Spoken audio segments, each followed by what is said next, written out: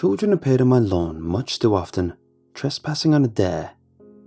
I thought that was annoying as it was, but it got complicated when I found that some of them were no longer alive. The crawling boy was one of the dead ones, the only one I'd seen so far, and the hardest to get off my property. That is, if he ever left. The living children were usually in their school uniforms when I discovered them in the daylight. Sometimes they were alone.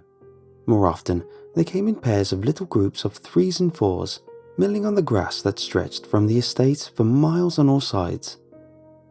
They always ran away screaming when I appeared on the front porch through the French windows. I'd be left standing there in my bathrobe and early morning grumpiness, blinking in confusion like a newborn kitten with the sun in its eyes, while they pointed at me, screaming in laughter, and ran right back into the trees where they come from. Another few days and there would be another group of them. I never had to yell or chase them out with a hunting rifle. All I did was show up with my coffee, and they darted back between the trees like fawns, gleefully terrified. There's no mystery as to where they came from. There was a school on the other side of the forest bordering my estate, a distinguished academy that was part day school and part boarding school. I have no other neighbours for miles. As to why they came here, I knew that too. They dared each other, as I've mentioned before. It was almost a school tradition. I've been told that my house, the Hartfield mansion, a glorified cabin if anything, was considered haunted because of how isolated it was. The adults told me this half-jokingly, but the children were serious.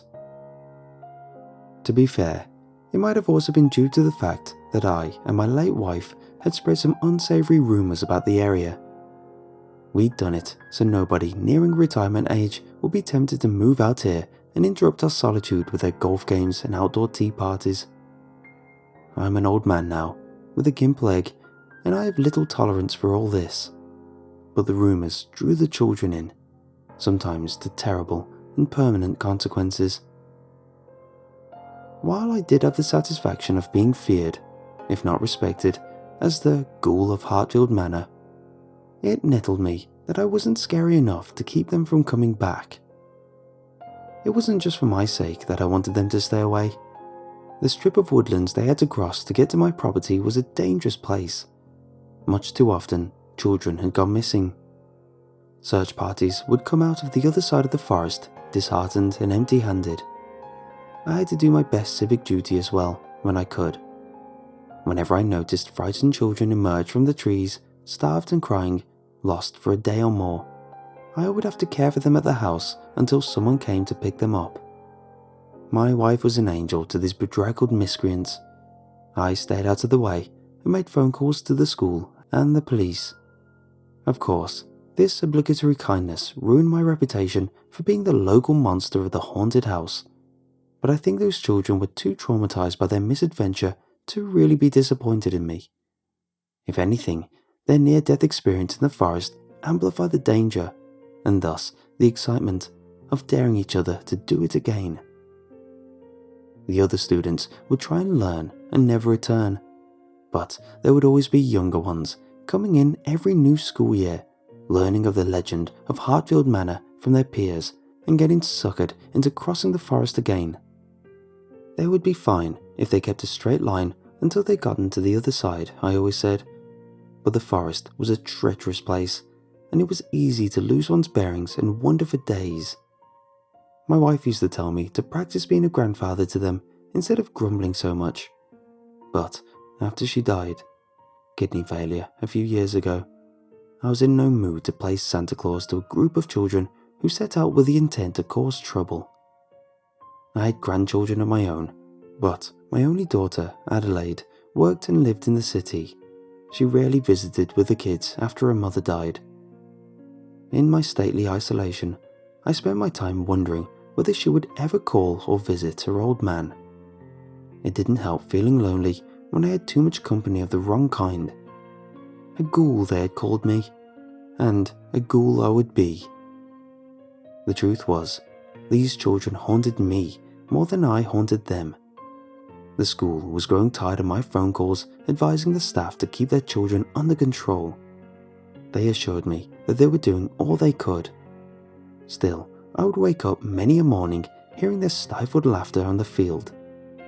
I wanted to stay indoors despite them, but they would venture closer and closer to the house until I was goaded to come out and scare them back into the woods. I'd had enough. So one day, when I saw a young boy lying on his side on the grass in the soft light of dusk, all alone, I didn't think to investigate. I went straight indoors and called the school. "There's another one," I said. "I was told there were fences put up on the other side. Why are they still getting through?" "There are fences, Mr. Hartfield," said the principal. It was the end of the school day, and she sounded a touch worn out. "They've been up for a month now." "Well, there's another one on my property. A boy. The children might have started climbing the fences. I'm going to have to call the police, you know." "What's his name, sir? Have you spoken to him? We'll contact his parents as soon as we can identify him."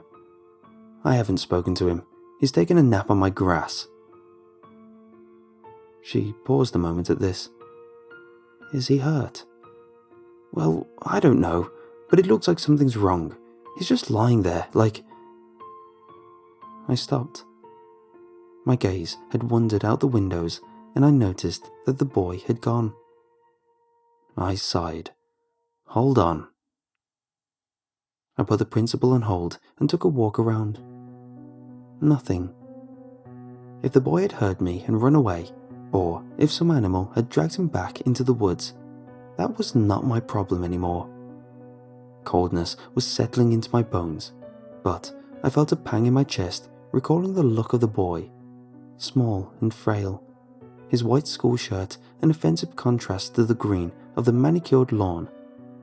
Just lying there, curled on his side, facing away from me into the forest. I tried not to think of it again.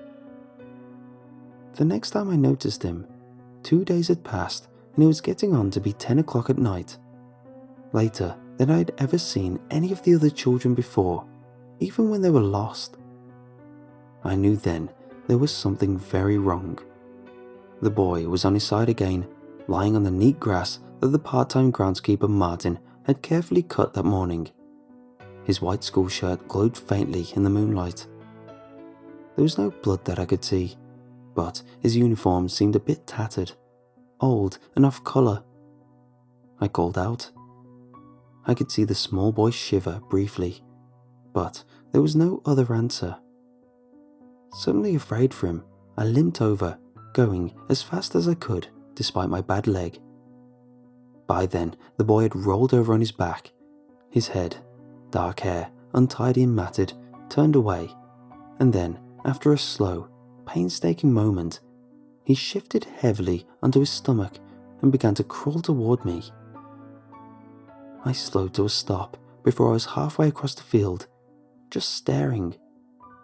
The boy had a hollow, gaping mouth look about him. His jaw hung loose and his eyes were glassy and blank as he dragged himself forward on his hands and elbows, clawing at the grass. His limp legs followed behind, jerking at odd angles and dragging behind him, while his head lolled on its scrawny neck this way and that, as if they were too heavy to hold up. Slowly, steadily, silently, he approached. It was such a bizarre and grotesque sight, I couldn't look away, nor could I move. At first, that same pang of pity hit me. The boy was obviously badly hurt. But then the feeling sank into dread, and there were parts of my brain shouted, "Help him, he's hurt, you could still save him." Another part, though quieter, cut through to my senses much quicker. "He's already dead. Get out of here." "But," I said softly to myself, torn, but my instincts insisted. "You can't do anything. Look at him." I did look. It looked like the boy was breathing through his mouth, but his jaw was hanging so strangely, a tiny bit too wide, a silent scream. I could almost imagine the sound of his breathing, shaky, wheezing, pained. I didn't stick around for him to get close enough for me to hear it. At that point, I suspected there was no breathing at all. Now, he was close enough I could see there were no whites in his eyes, just flat darkness. His shriveled little fingers were pale and skeletal on the grass. I turned around and fled, slowed down by my bad leg. But though I was slower than I wanted to be, the boy was even more so. I got into the house in plenty of time and made sure to lock all the doors and windows on the ground floor before I called the police. Then I hurried up to the top floor to be as far from the ground as possible. From one of the higher windows, I could survey the field overlooking the forest. And there was no boy. The police, however, had arrived. In the near distance, I saw a couple patrol vehicles pull into view with their sirens silent and their headlights cutting across my empty lawn. They were used to my phone calls about the children, but even they knew I never called this late at night, this breathless. I made my way back down to receive them. After I explained the situation as generally as I could, they agreed to scour the area. I was made to sit down on one of the porch chairs. I had overexerted myself for my age, they told me.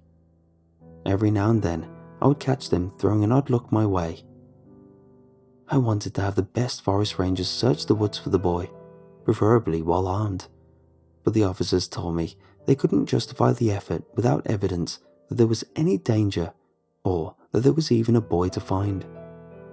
If he really were hurt, they reasoned, he wouldn't have been able to get away so quickly, nor would he have wanted to. An officer asked, "Do you want us to search your house too, sir?" as if humouring me, or suspecting something. Exhausted, I leaned against the wall and nodded. Please. They found nothing.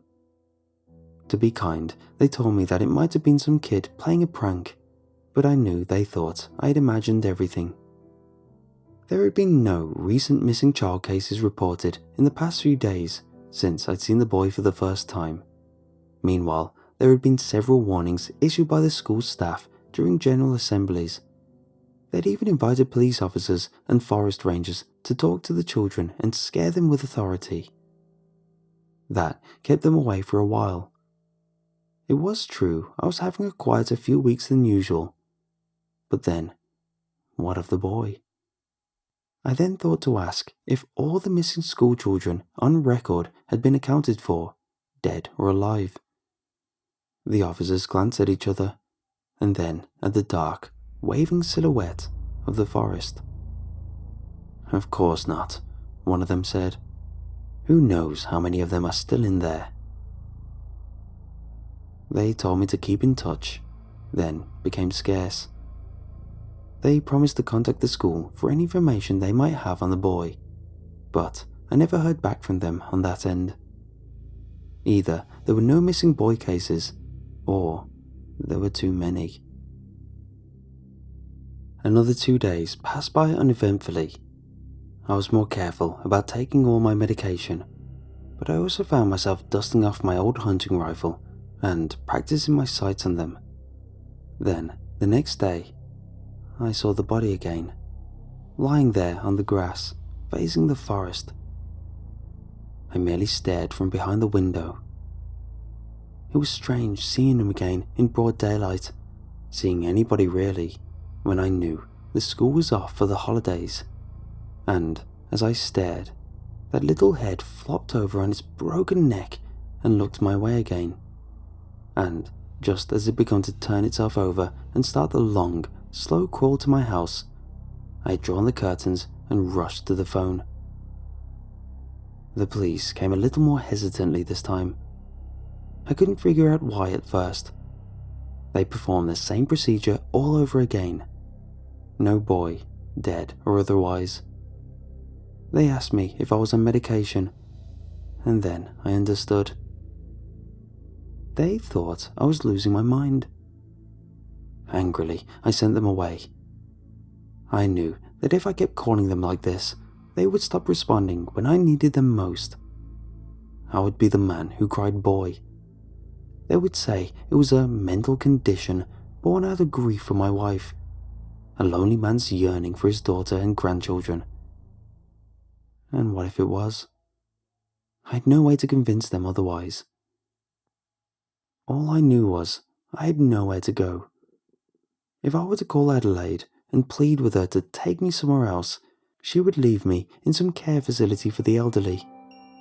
My pride wouldn't let me leave the house, and so I had to put up with living children and now the dead one somewhere on my lawn.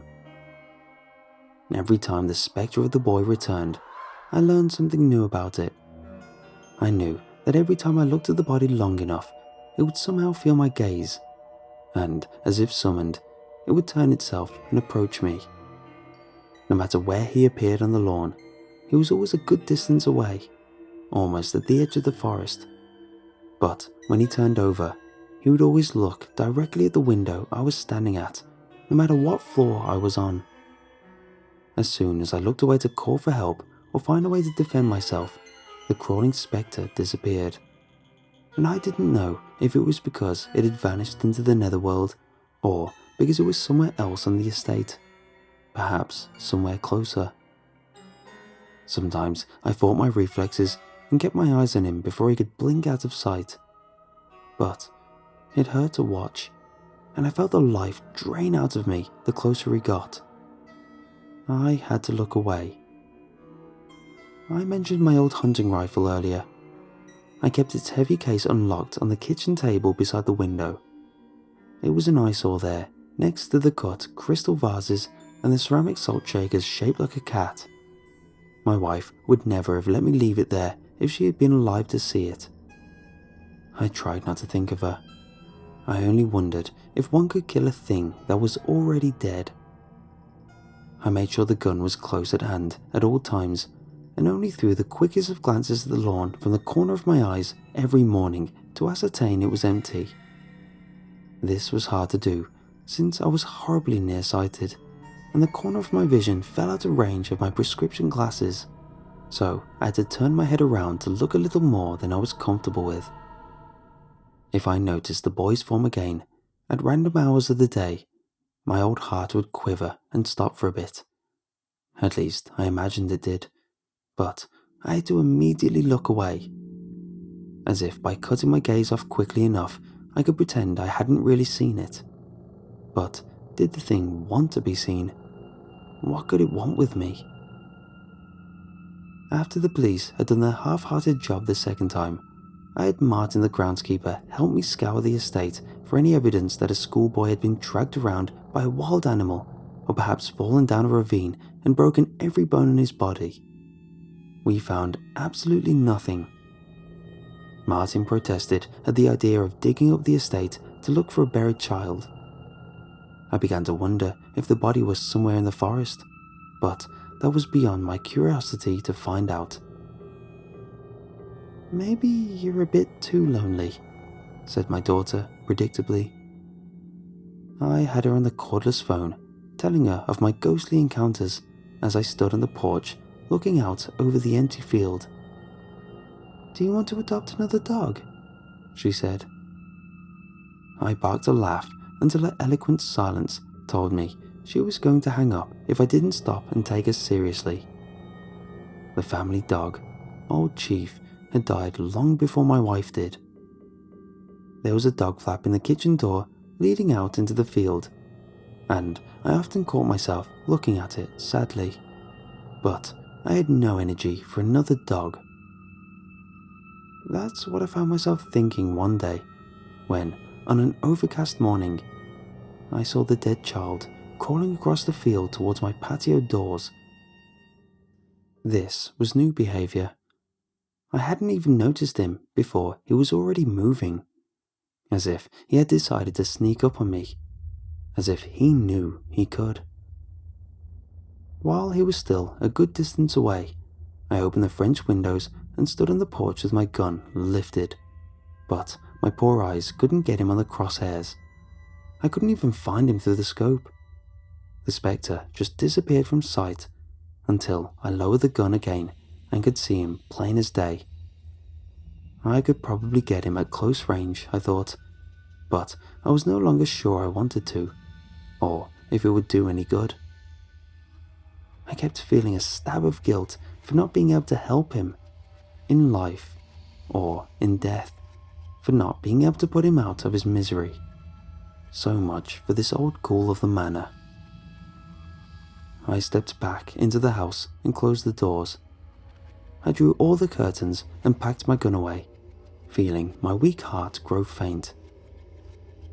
It would take a long time for the child to reach my house.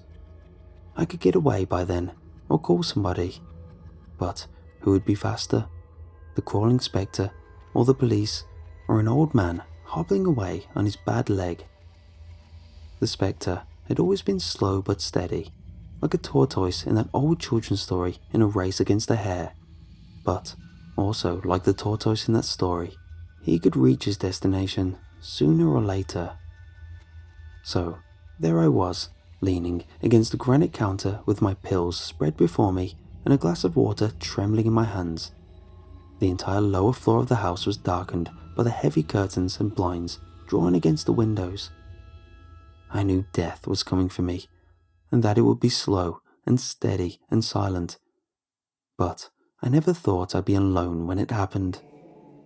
I was considering calling up Adelaide again and finally telling her I was willing to be taken to a care facility in that city I hated so much, when, from the corner of my eye, I caught a silent movement. There was a quick wave of sunlight flashing from outside. The dog flap at the kitchen door was swinging gently back into place. I was right about the sound of his breathing.